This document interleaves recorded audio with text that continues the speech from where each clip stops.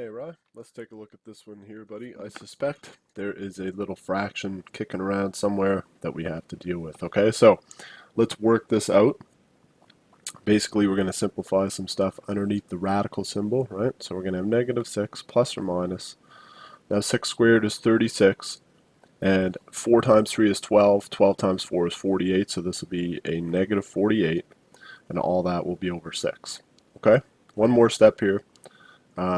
Plus or minus, this is going to be negative 12 underneath the radical symbol like so, right?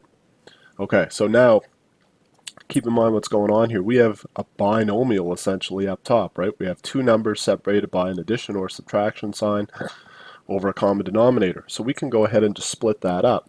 So I'm going to do that. So let's go negative 6 over 6 plus or minus, I'll call that I 12 over 6. I'll just reduce that. Remember, whenever we have a negative radicand, the number underneath the radical symbol, we pull that out and make it an I, right?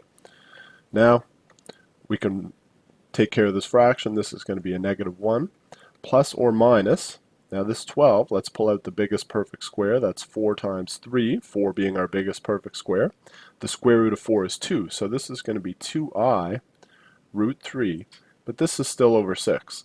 We reduce this part, but we still have a fraction here. This is still over 6. Let me make some more room right quick.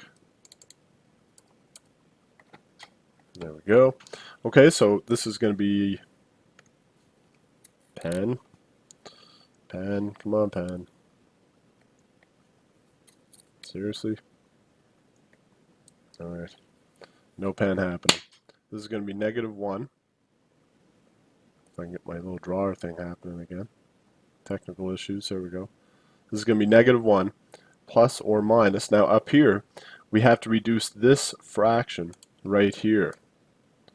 Right? So this is 2 over 6, which we can reduce to a third.